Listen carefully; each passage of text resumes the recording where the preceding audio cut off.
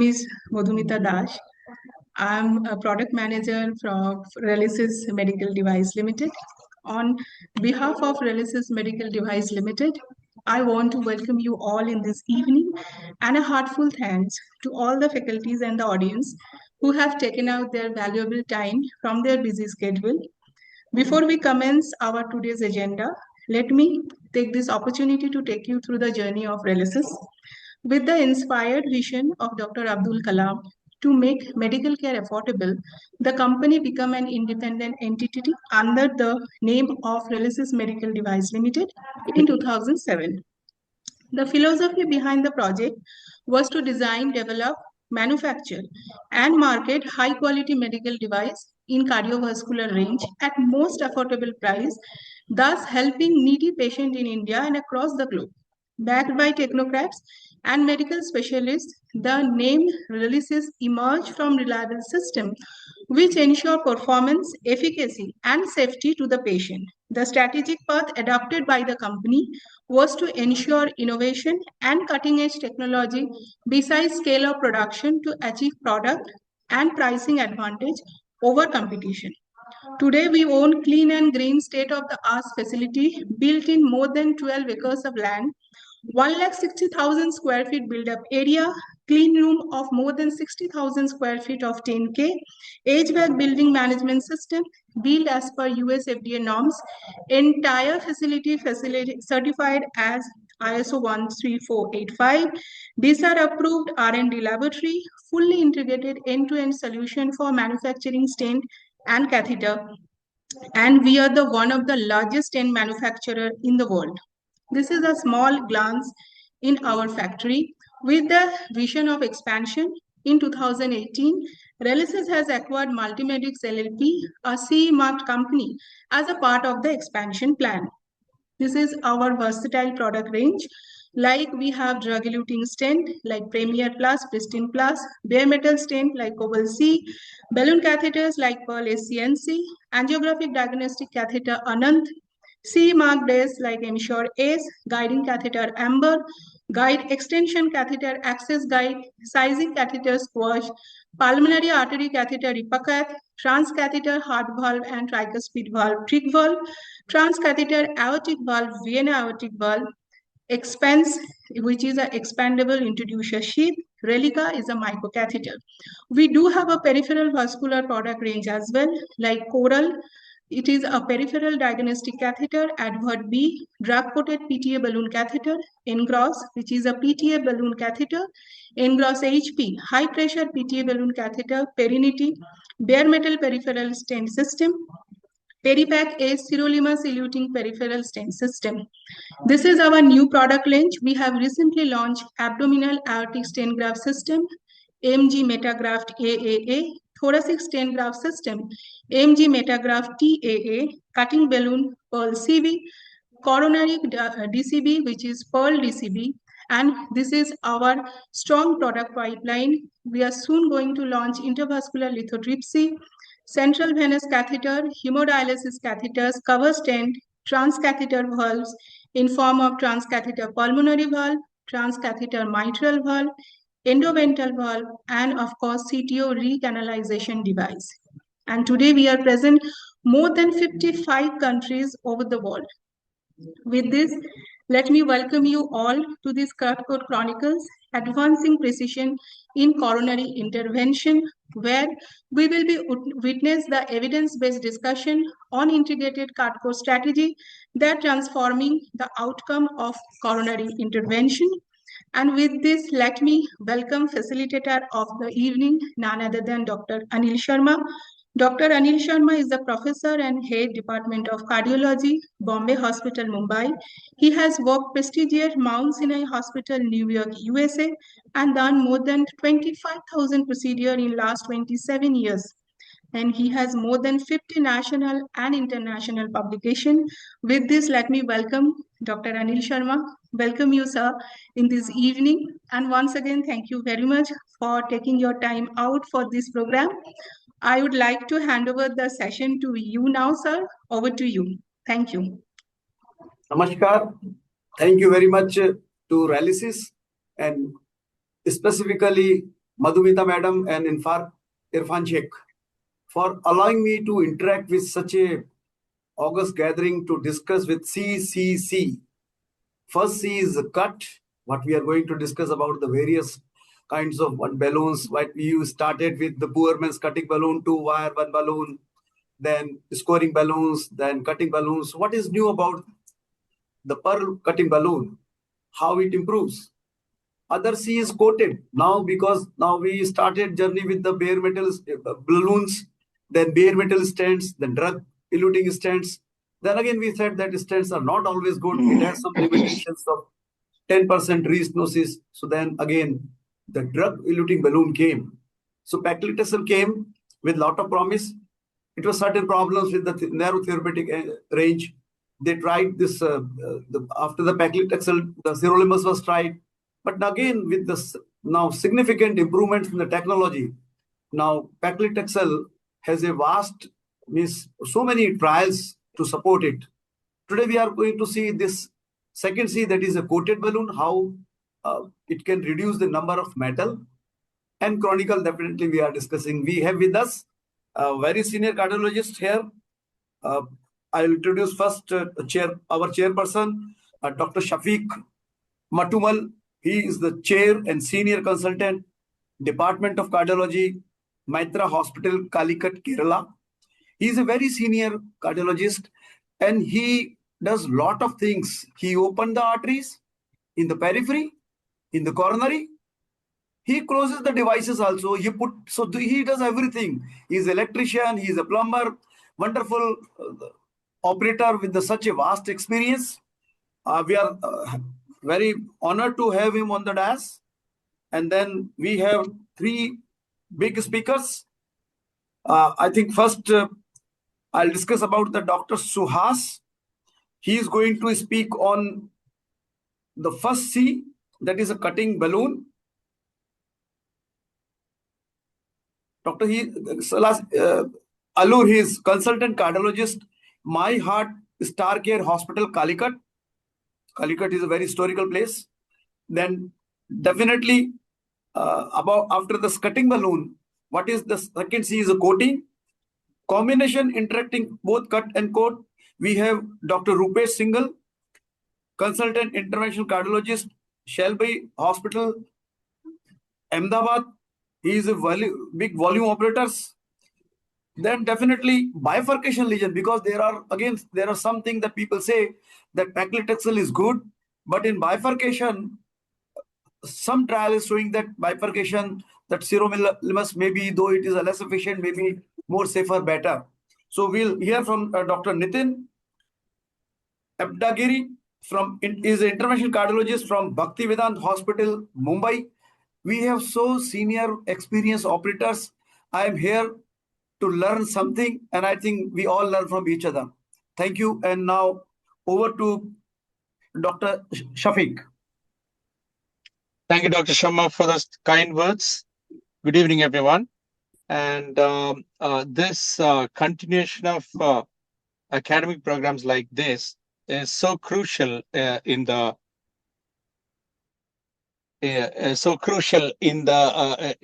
evolution of interventional cardiology.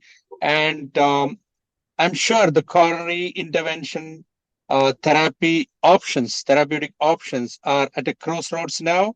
And as we all know, we had this explosive interventional jump from invention of stents in mid-80s. Then came the restenosis, then came the solution for it in terms of first generation drug-eluting stents in 2000, and then came 3 generations of technology which standardized the procedure of angioplasty and established the safety. So now we are moving on. We are now exploring metalless angioplasty. We are treating more and more coronaries which earlier were treated by our surgeons. And now we are treating patients with extreme tortuosity, calcium, and total occlusion, severe triple vessel, severe left main coronary arteries, etc. So it is extremely important to deliver the results which is comparable to the surgical results, as which is shown in surgery. So the crux of the success is the precise luminal gain when you do an stenting therapy. So when you talk about calcific lesion, there are many methods to ablate or to deal with calcium now. So starting from the high pressure balloons, then we have cutting balloons, scoring balloons, and then various atherectomy devices, laser, etc. So cutting balloon has now become essential tool of any cath lab. So it is important that you have this expertise and you have the learning from how it can actually change the outcome, how it can effectively increase the MSA after PCI. So I must congratulate Relisys actually to bring up an academical platform like this because it is extremely important for the younger generation now. When we step towards tentless strategy in angioplasty, it is extremely important that you have to do a good job and come out, especially when you're doing drug-coating balloon. So without wasting much time, I would like to invite the first speaker, Dr. Suhas Aliur, and let's go ahead with the academic program today. Thank you. Thank you, sir. Thank you, Dr. Sharma, for such kind words, sir. I think I am a little out of my waters here. I am just into my second year into this beautiful world of intervention cardiology. So I hope I do justice to the session today. Good evening, everyone. I am Dr. Suhas Aliur, consultant cardiologist at Starcare Hospital. And today I've been told to talk on cutting balloons in complex lesions. And in the previous session of the same CUT COAT Chronicles, we had extensive discussion on the mechanism of cutting balloon and also looked into the data supporting the strategy of CUT COAT. So I thought we'll go through some of the cases so as to see as to how things are going up. So in fact, to begin, the PCI in modern day, there are a few challenges, which is severe calcification. And as and how the number of coronary interventions are increasing, the total number of complex ISRs are also increasing, though the proportion of ISR would still remain the same, but then the total number of ISR is increasing. And as and how we step into the arena of treating bifurcation lesions, the left main bifurcations, the preservation of the side branch becomes the crux of the discussion. And in fact, the question is as to where does this cutting balloon still add value in the era of modern cardiology as opposed to conventional balloon.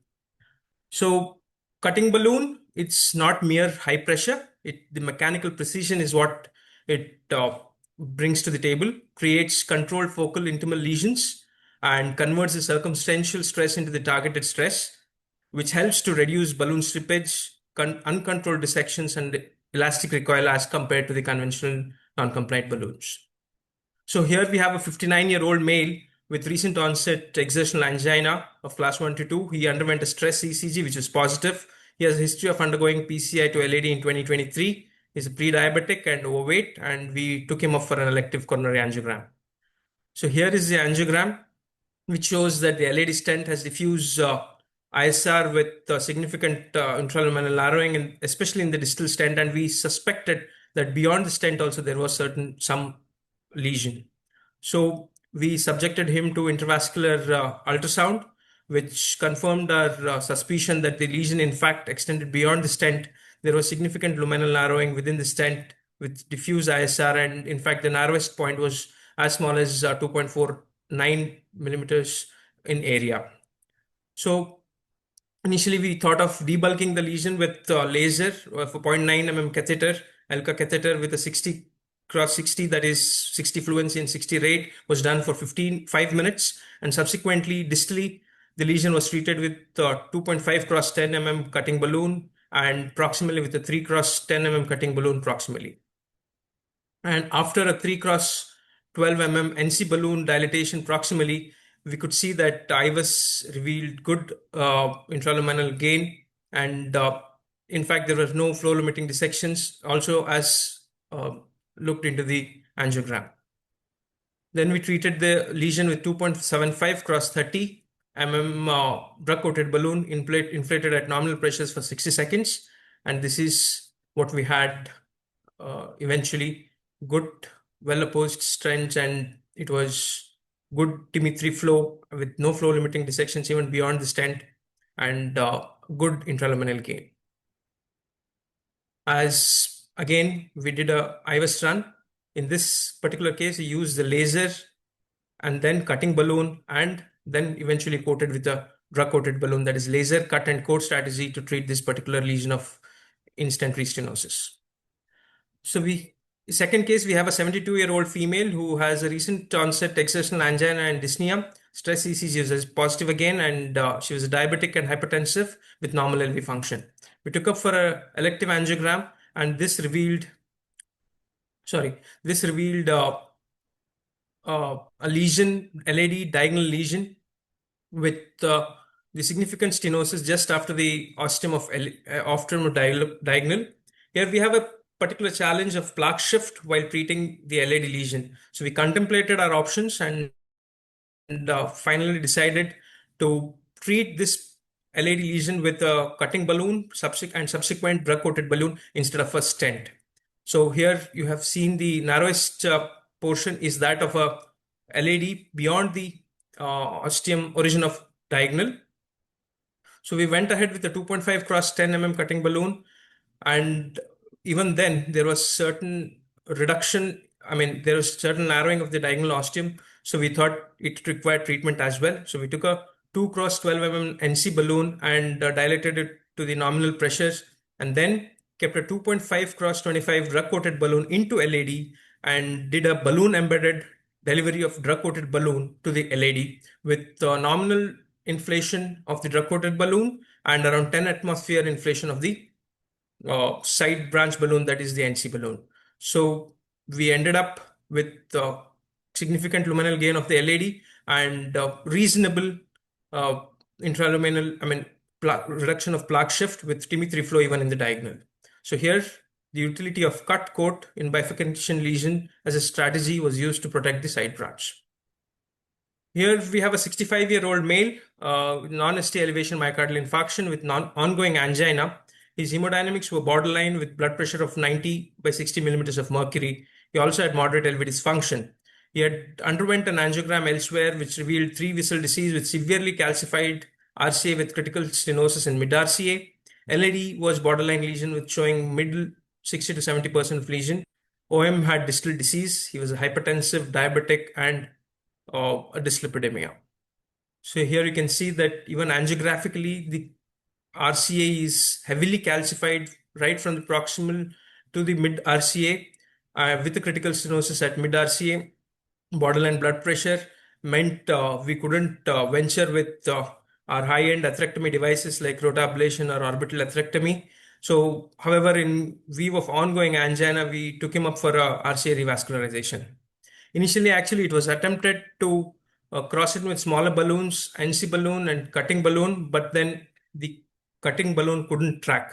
So again, we resorted to lasing this particular lesion with a guide support of AR2, workhorse wire. We crossed the lesion.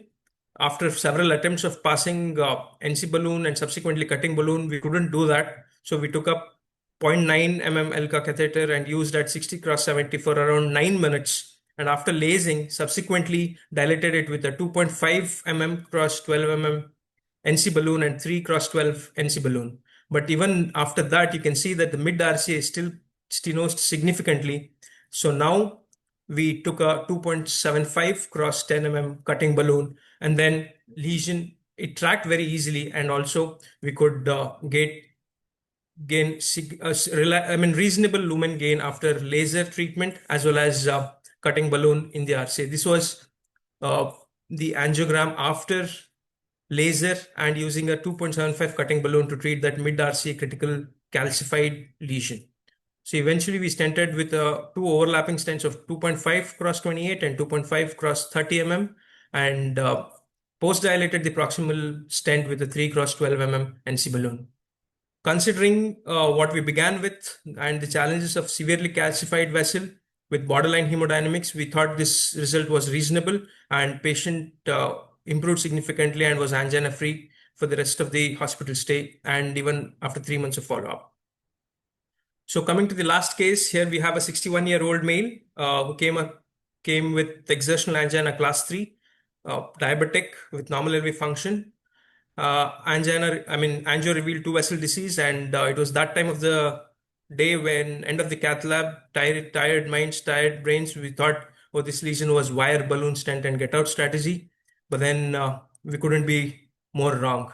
So since it was a large circumflex vessel, we took a upfront 3x12 mm NC balloon, and the next angio showed a significant dissection.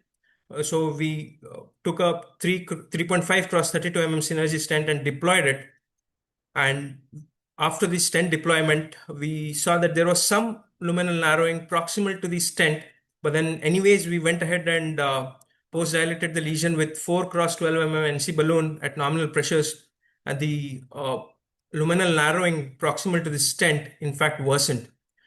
So then we took help of the imaging, and you can see in this imaging run that proximal to the stent, there was a large intramural hematoma. So what probably would have happened was the stent squeezed out the dissection and caused a large intramural hematoma. And at this point, against the natural urges of taking another stent and placing it proximally, we resorted to a 3.5 mm cross 10 mm cutting balloon and inflated it for 30 seconds at 4 atmospheres. And here you can see that the IMH has resolved, and it saved the day on that particular situation. So cutting balloon as a bailout strategy was for PCI, which is complicated by dissection and IMH. Retrospectively, the learning points from this particular case was that we were a little too aggressive with pre-dilatation with the 3 mm balloon, and post-dilated with the 4 mm balloon, despite there were some indications of IMH proximal to the stent, should have probably used a longer stent or maybe even an upfront imaging to determine the size of the vessel as well as the length of the stent would have saved us all the trouble.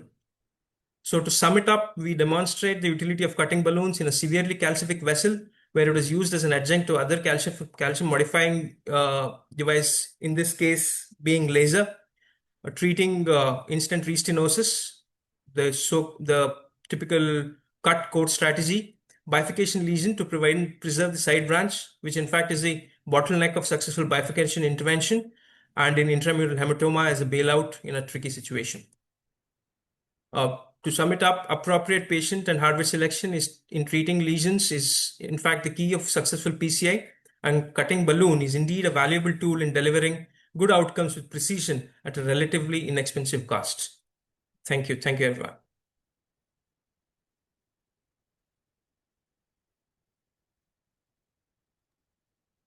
Thank you, Dr. Suhas, for a wonderful talk and showing all the 4 different cases, different technologies.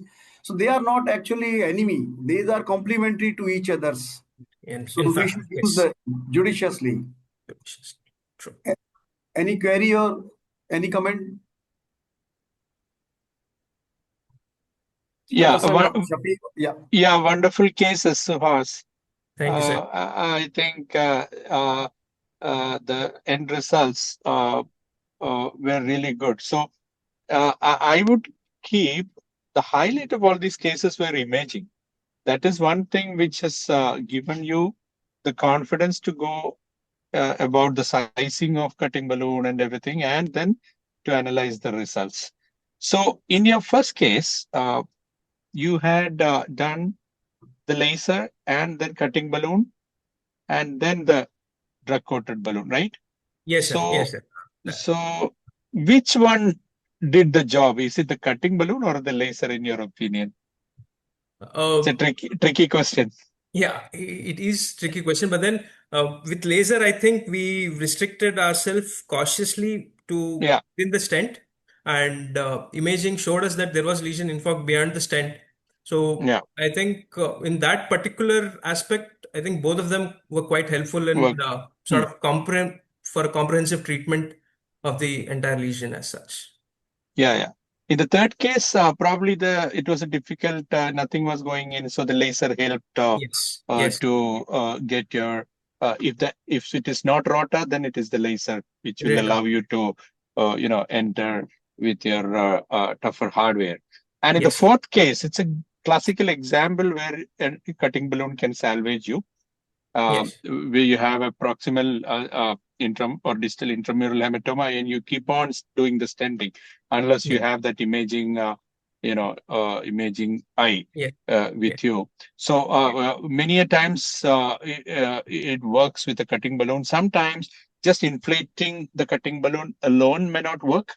So in a couple of cases, I had this experience. It was not yielding. The IMH was just tough and tense and did not get cut with the balloon. So, this is not for routine case, and I urge that not everyone should try this. But what I had done was just after inflation, you slide forward and pull back the balloon, just like you do a cutting on the kitchen table, right? So the inflated balloon, you can just advance a little and pull back, so it really cuts the vessel. And of course, it is off-label, and it should not be attempted in all cases. But then a couple of cases, I was successful after that tiny movement. But it's a good strategy which avoids a lot of stenting. Good cases, good presentation. Thank you. Thank you for the opportunity. Thank you.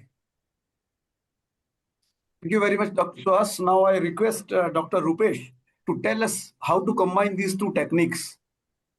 Wear cut, wear coating, both, or anything else before or after. Okay. So thank you to the moderators and the chairperson. And I must actually bring out and point out Dr. Sharma for his very, very kind introduction. So that's very refreshing to hear after so much time. And I must thank Relicis for this occasion, this interesting webinar, which is very relevant, specifically in current practice era. So I have a single case. Actually, I was under the impression we have to give one case. So my patient is a 77-year-old female. She is diabetic, hypertensive, Parkinson's disease. She has history of orthostatic hypotension and giddiness as well. She did present with, she was nice, sturdy Punjabi lady. She presented with significant angina despite the guideline-directed medical therapy. And she did have occasional episodes of wrist angina. Her cardiac markers were negative. Echo was mild LV dysfunction, some hypokinesia in the anterolateral territory, otherwise normal size left ventricle. So based on the history, there is this patient who probably needs revascularization and is at high risk of fall, and she also has high bleeding risk. So this is her angiogram. So there is a double CTO. There is LAD, there is proximal calcium, but there is a good luminal area, some lesions in the distal most LAD with some tortuosity, mid segment L6 CTO of around 15 to 20 millimeters length. Most of the CTO is being retrogradely filled by the major OM. The major AOM is also giving collaterals to the right, which is filling it retrogradely. Right, there is significant some osteal disease with short segment lesion, which appeared thrombotic at first go, in fact, and I was very tempted to attempt right then, but then I faced some difficulty, and then I realized that it is deceiving me. It's not as simple as it seems. So this is on that first day when I could not cross the right despite so there is some tortuosity in the peripheral vessels. If I have a fluoro down there, I'll show, and I ended up kinking my hardware, and so I shifted to left.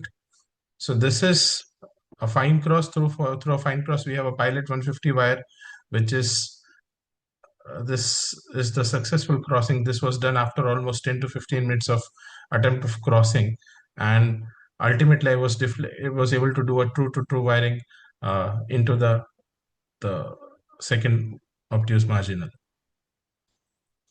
initial dilation with a 2/8 semi-compliant balloon. This is a 2.2510 pearl cutting balloon. And because she was a high bleeding risk patient, I really wanted to go for a metal-free PCI in this case. So I opted for a gradual preparation. 2.25 cutting balloon was done into the segment beyond the major OM. This is a 2.510 cutting balloon. This is right across the major OM that is taking place there, which is almost a 90-degree bend into the major OM.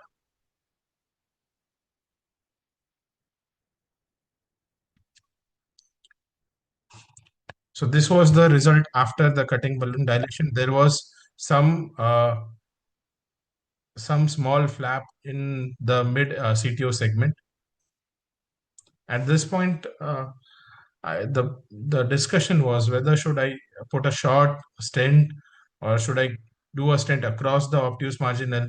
And as we are all aware, the obtuse marginal was supplying a lot of territory. So I did a cutting balloon again with the same 2.5 cutting balloon gently, and then used a 2.5 4 millimeter drug coated balloon inflated at the nominal pressures for a minute.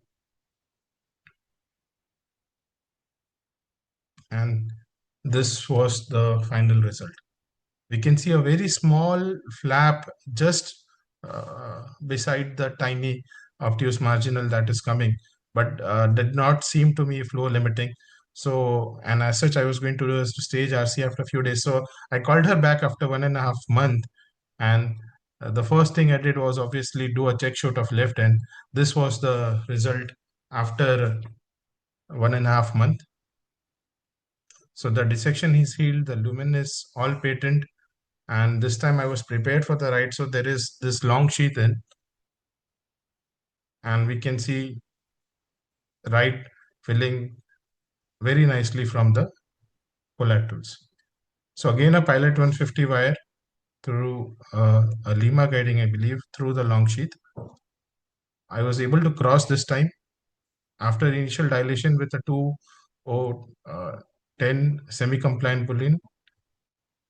This is a 2.5 cutting balloon, which was brought back again into the distal most RCA, same 2.510 cutting balloon.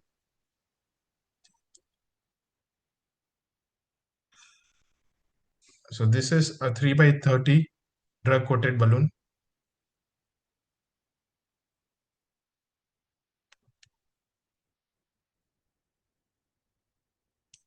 The same balloon was just used to dilate the proximal segment once at very low atmospheres, just to optimize after the cutting balloon.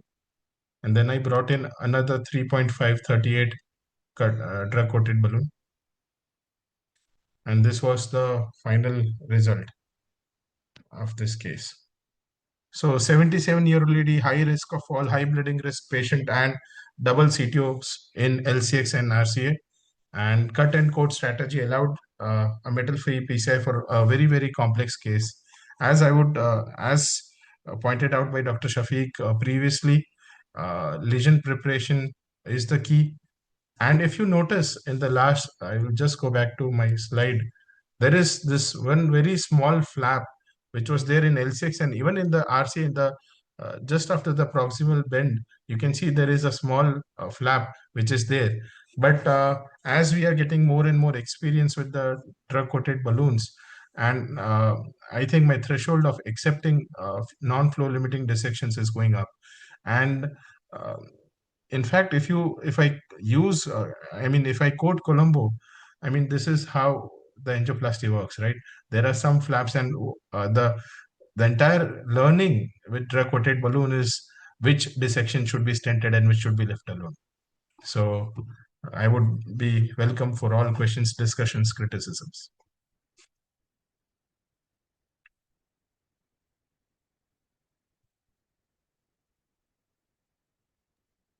A great case, Dr. Rupesh, wonderful. Both CTOs done wonderfully, and courage to leave the dissection. I think that is very, very important thing. Like dissections, some dissections are good. Like there is a statement like "daag achhe hain," so dissections are not always bad, depending what kind of A, B, C, D, E. So even if the C, even sometime even D dissection also we can leave. And second thing, when you're working for CTOs and collateral, I think wonderful job you have done is it should be the exact same view, not the similar view for the contralateral shoots. And you have done wonderfully. And before putting drug eluting balloon or drug coated balloon, the lesion should be directed with the same size. Drug coated balloon is just to deliver the drug. It is not to do ballooning. This is for the, all the audience. So if we should minimize the metal, open the balloon lesion totally. So majority what I see means at least more than 50% of the patient which I see drug-coated balloons are, they do ballooning with the 2O, then putting drug-coated balloon 2.5. That is not the case. If you want to put the drug-coated balloon 2.5, the first balloon should be 2.5. It may be a simple balloon, compliant, non-compliant, or coated, this cutting balloon. Cutting balloon has advantage. We feel if you are going with the cutting, we'll cut. Yes, cutting is good, but it will be rather controlled cutting. Rather than simple pressure going with the 28, 16, 18, 20, it will zoop, bust like anything. So cutting balloon, cut only places where it is required. So minimum balloon should be done with the same size balloon which you are planning for drug-coated balloon. Thank you very much. Any comment, Speaker, Chairperson? Yeah, I totally agree with you, Dr. Sharma. This strategy of leaving that dissection and coming back again and checking that dissection and demonstrating that complete healing. It gives a lot of positive energy for the youngsters because the quick the spinal reflex looking at that dissection will be to stent. So it takes a lot of courage, and as he rightly said, it is the experience that we gain from cases. I'm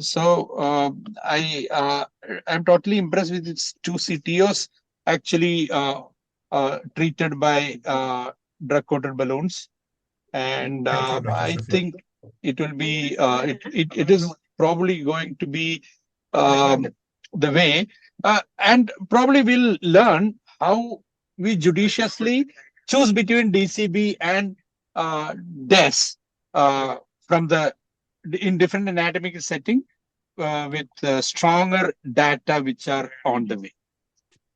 Great Perfectly. So case. I think hybrid is the way forward. And I mean, Yeah.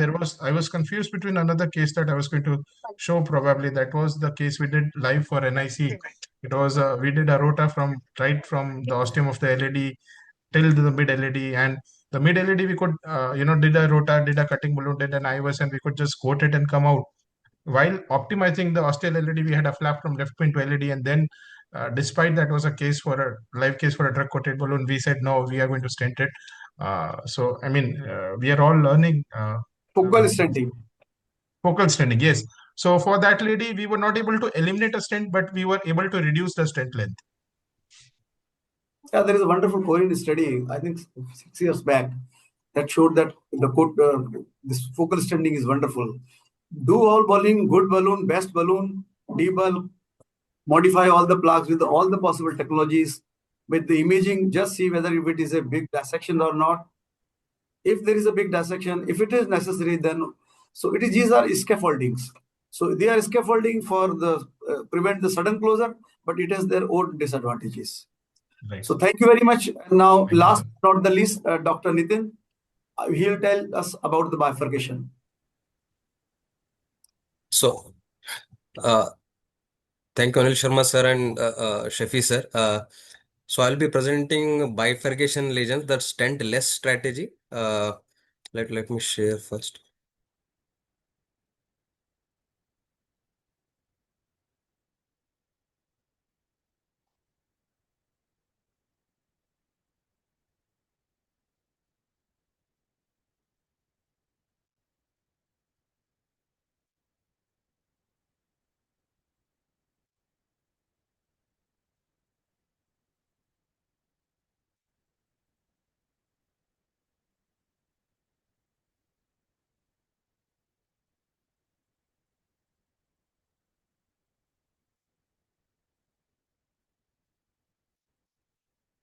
So is my slide visible? Visible. Okay, okay. Thank you, sir. So I'm talking about drug-coated balloon in bifurcation lesion, a stentless strategy. So bifurcation lesion, they account for almost 15 to 20% of uh, all PCI procedures. The bifurcation lesions are technically demanding with historically lower procedural success rate. Multiple stent strategies increases metal burden and stent thrombosis risk and restenosis, and side branch restenosis rates up to 10 to 15% even with optimal technique. So higher MACE rates are compared to non-bifurcation PCS. So traditional bifurcation strategies, the most favored strategy is provisional strategy, which is first line strategy, plain balloon kissing inflation, which is suboptimal. Sometimes restenosis in 10 to 15% of the side branch. There is limited drug delivery to side branch, and side branch pinching or occlusion. There is a risk of side branch pinching or occlusion. Two stent approach, it addresses the both branches. There is but excessive metal burden, increased thrombosis risk, overlapping stress problem, complex technique, and prolonged procedure. So why drug coated balloons for bifurcations? Like drug coated balloons like paclitaxel direct deliver directly to the side bed tissue, avoiding stent related issues, eliminate stent strut crossing, side branch ostium, reducing thrombosis risks. DS in the main vessel and DCP in the side branch is cleaner anatomy and fewer complications. Superior anti-proliferative effect compared to plain balloon. Less vessel trauma, that is precise localized treatment without excessive dilatation forces and cost effective. So there are different strategies when it comes to DCB bifurcation treatment strategies. DCB only indication in isolated side branch stenosis, wire the both and dilate side branch and followed by DCB. DCB in the main vessel across the side branch. Hybrid we can go with DS in the main vessel and DCB in the side branch, and DCB only sequentially when both the branches are less than 2.5 millimeter, and here the final kissing balloon is avoided. So let's go to the cases. I have two cases to show. One is with the cutting balloon and one is without the cutting balloon. So this is the bifurcation with stent-less strategy, whereas we are using a DS, a cutting balloon, and a DB. So we have a 80-year-old female. She is diabetic, hypertension, admitted with NSTEMI. Ejection fraction is 60%. So this was her angiography. We have a Medina 011 lesion in the LAD as well as diagonal. So we wired the both LAD as well as diagonal. Our plan was to go with DS in the main vessel and DEB in the side vessel. The patients, we don't have an imaging, sorry for that, but it appears to be very fibrotic lesions. So we used the 2.5 into 10 per cutting balloon in the diagonal first. We opened the diagonal ostium nicely, and then we used 2.5 into 15 DEB drug-eluting balloon in the diagonal first. We inflated it for 30 seconds into 3 times. Then we did the pre-dilatation of the LAD. We stented the LAD with 3.5 into 38 drug-eluting stent. When recrossed the diagonal, and finally kissing balloon inflation with 2.5 into 15 NC in the diagonal and 3.5 into 15 NC in the LAD at 12 atmosphere. And this is the final result. So there are many questions that whether to go for kissing balloon inflation in when we are doing DB to the side branch. So many of the cases where what we have seen is that not doing kissing balloon inflation, finally there is some osteal pinching. So we prefer to do a kissing balloon inflation in our cases. The principle behind this is that drug coated balloon, especially we use paclitaxel coated balloons, so it is a very lipophilic drug. Once you put it for 30 seconds, inflate it at a lesion site for 30 seconds, almost 60% of the drug is absorbed in the first attempt only. So we inflate the balloon 30 seconds into 3 times. So by the time the drug has been absorbed into the media. So finally, we do a kissing balloon inflation with a normal NC balloon. So this is the final result where we have used a DS in the LAD and a drug-coated balloon in the diagonal. So this is bifurcation stentless strategy where we are using DES and DAB without cutting balloon. So this is 62-year-old male, diabetic, hypertension, TMT positive, ejection fraction of 60%. So this was the lesion. So we crossed both the LAD as well as diagonal, and so we took two drug-eluting balloons here. One is distally, which is 2 into 15, and one is proximally, which is 2.5 into 15, and this we have taken after pre-dilatation. So and then we LAD was pre-dilated. We stented LAD with two different sizes because of the size discrepancy, and then again recross the diagonal wire, and there was some pinching of the diagonal after LAD stenting and post dilatation. So if you can see that there is a pinching of the diagonal vessel. So we again did a kissing balloon inflation and finally poured with the 3.5 in the LAD, and this is the final result after DES and DEB. So these are the two cases which I am showing. One is using a cutting balloon in the side branch, and another one is not using a cutting balloon in the side branch. So this is from my end. If there is anything, we'll be happy to discuss. Great case. But again, the classical teaching is that the drug-coated balloon should be the last thing should be done. Yeah. And even not only post DB ballooning or anything, the shoot should be minimized. But Yes, you sir. said that 60% drug goes inside. So that is the point I think I would like to discuss. What are the opinion of other? So, but if you see, many of the times the side branch gets pinched when we do the main vessel stenting or main vessel post dilatation. So what is the opinion of other speakers and chairpersons about ballooning after the drug-coated ballooning?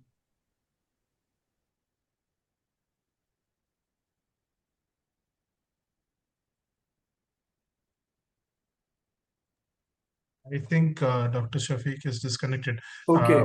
I will just share one study that I came across. So this question was asked whether DEB after the stenting and recrossing as a last step, and just do a side branch DCB first and then deal with the main branch. So Dr. Colombo's group again looked at this question, and I think it was done in a bench testing kind of way. For left main, non-left main bifurcations, they said when you do a DCB after stenting the main branch, there is a part of the side branch ostium that does not get exposed to the drug as efficiently. So they recommended that you deal with the side branch and get done with it. So, but unless there is some definitive pinching, then we don't do anything to it again. And for left main, they were like, we optimize everything and then do a side branch to DCB to the L6. So that is what they said. Regarding doing NC balloon or optimizing further after a drug coated balloon, uh, like there is some rationale about doing it. People also image it after that. So if you feel the lesion is not optimized, then we should probably do an NC again.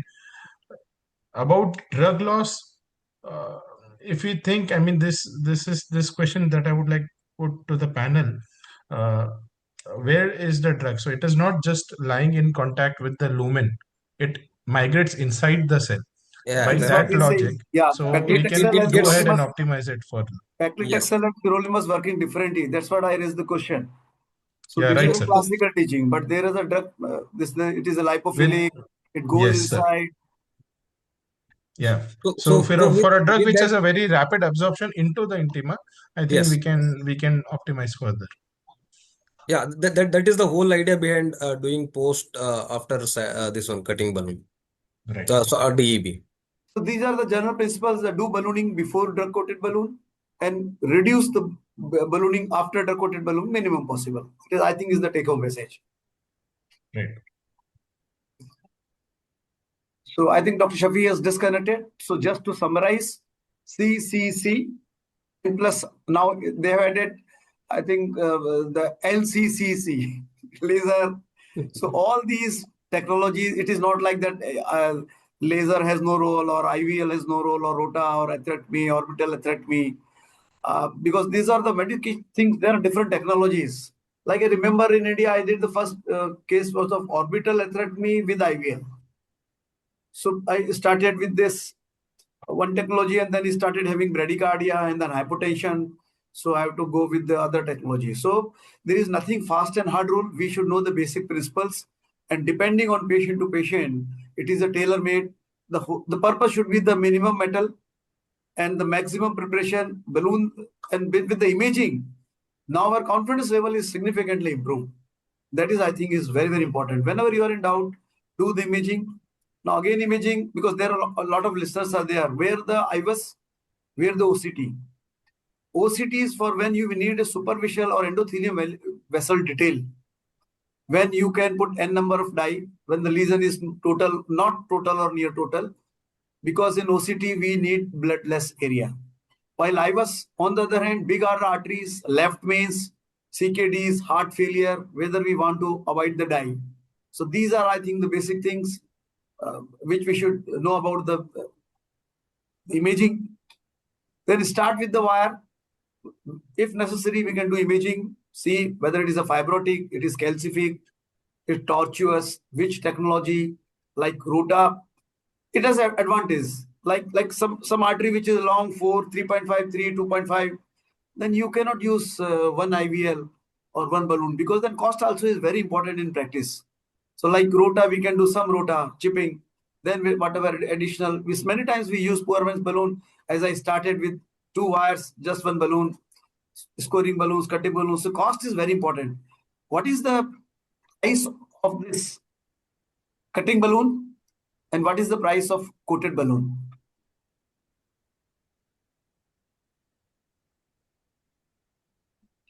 Meitra, madam?